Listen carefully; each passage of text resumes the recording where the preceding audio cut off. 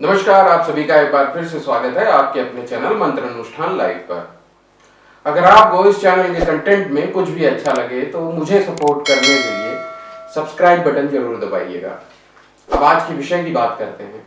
आज हम बात करेंगे कि विज्ञान की भाषा में राहु और केतु कौन है। राहु और केतु एक ही शरीर से जन्मे हैं। राहु और केतु अप्रैल में लगने वाला सूर्य ग्रहण दुर्लभ योग होगा। ऐसा ग्रहण 100 साल में एक बार लगता है। शास्त्रों में ग्रहण लगने का कारण राहु केतु को माना जाता है, लेकिन विज्ञान में कौन है ये राहु केतु?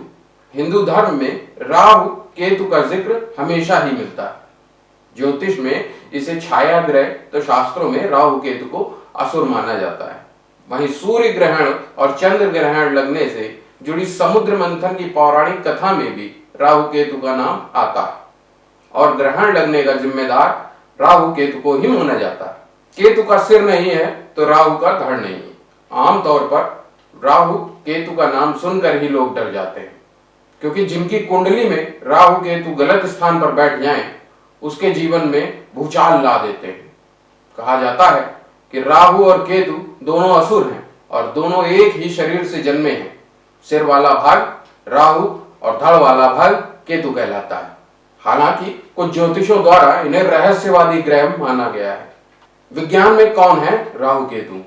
राहु केतु की उत्पत्ति से जुड़े धार्मिक आधार के साथ ही इनका वैज्ञानिक आधार भी है। सौर मंडल में 9 ग्रह सूर्य, चंद्रमा, मंगल, बुध, बृहस्पति, शुक्र, शनि और राहु केतु हैं। इसके अलावा विज्ञान में 3 अन्य ग्रह हर्शल, नेपच्यून और प्लूटो की भी खोज की जा चुकी है, लेकिन सूर्य से अधिक दूरी होने के कारण इन ग्रहों को प्रभावी नहीं माना जाता है। सूर्य केंद्र बिंदु है और सभी ग्रह सूर्य के चारों ओर एक निश्चित दूरी में रहकर परिक्रमा करते हैं।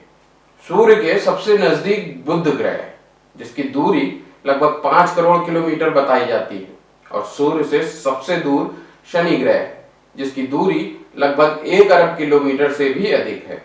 वहीं पृथ्वी सूर्य से दूर चौथा ग्रह है, जो कि लगभग 15 करोड़ किलोमीटर दूर है। इसी तरह चंद्रमा, जो कि पृथ्वी से करीब 4 लाख किलोमीटर दूर है और प्रति घंटा 3660 किलोमीटर की गति से पृथ्वी की परिक्रमा कर रहा है। इसकी गति के विपरीत दिशा में एक और बल कार्य करता है, जो उसकी कक्षा में निहित हो जाता है। इस तरह से गति निरंतर है और बल की उत्पत्ति होती रहती है। स्पष्ट है कि सूर्य की परिक्रमा करती पृथ्वी की कक्षा में और पृथ्वी की परिक्रमा करते हुए चंद्रमा के कक्षा परिक्रमा पथ में, दोनों में चंद्रमा और पृथ्वी की गति के कारण बलों से कक्षा चार्ज होता है। विज्ञान के अनुसार राहु केतु जहां पृथ्वी की कक्षा का परिक्रमण पथ और चंद्रमा की कक्षा का परिक्रमण पथ एक दूसरे को काटते हैं, उसी स्थान पर राहु की उत्पत्ति होती है। वैज्ञानिक आधार पर कहें तो स्पष्ट और सिद्ध है कि जब 2 बल मिलते हैं और एक दूसरे को काटते हैं या टकराते हैं, तो एक नए बल की उत्पत्ति होती है। इस नए बल की तीव्रता दोनों बलों से अधिक होती है। प्रारंभिक काल में कटाव बिंदु पर एक विस्फोट की स्थिति पैदा हुई थी, जिससे एक विशाल ऊर्जा की उत्पत्ति हुई थी, जो हजारों किलोमीटर फैल गई और एक विशाल पुंज के रूप में ग्रह की उत्पत्ति हुई, जिसे राहु ग्रह का नाम दिया गया, जो कि तीव्र ऊर्जाओं का क्षेत्र है, जिसका ना कोई धरातल है, ना ही रंग है और ना ही इसमें कोई तत्व है। आइए अब देखते हैं कि विज्ञान के अनुसार केतु कौन है। राहु के बाद ठीक उसी तरह से दूसरे बिंदु पर केतु की उत्पत्ति हुई।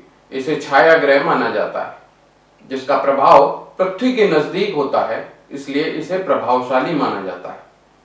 प्रचंड ऊर्जा से निर्मित राहु जब दूसरे ग्रहों की युति में या दृष्टि में आता है, तो उस ग्रह को भी शक्ति देकर उसके बल को 2 गुना या 4 गुना भी कर देता है। अगर यह ग्रह शुभ है तो केतु उसकी शुभता को बढ़ा देगा, और अशुभ है तो केतु के प्रभाव से उसकी अशुभता बढ़ जाएगी। धार्मिक दृष्टि से जाने कौन है राहु केतु। हिंदू धर्म में राहु और केतु की उत्पत्ति को आदिकाल में समुद्र मंथन की पौराणिक कहानी से जोड़ा जाता है। इसके अनुसार जब देवताओं और राक्षसों ने मिलकर समुद्र मंथन किया, तो इससे कई बहुमूल्य रत्न के साथ अमृत कलश भी प्राप्त हुआ।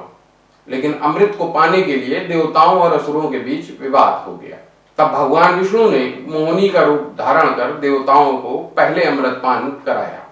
देवताओं की पंक्ति में रूप बदलकर एक राक्षस भी बैठ गया और उसने छल से अमृत पान कर लिया, लेकिन सूर्य और चंद्रमा ने उस राक्षस को पहचान लिया और भगवान विष्णु को इस बारे में बता दिया। क्रोधित होकर भगवान विष्णु ने उसी समय उस राक्षस का सिर धड़ से अलग कर दिया, लेकिन अमृत पान कर लेने के कारण उसकी मृत्यु नहीं हुई और इसी राक्षस से राहु और केतु की उत्पत्ति हुई। इसलिए कहा जाता है कि राहु और केतु एक ही राक्षस के शरीर से निर्मित हैं। इसी राक्षस के सिर वाला भाग राहु और धड़ वाला भाग केतु कहलाया।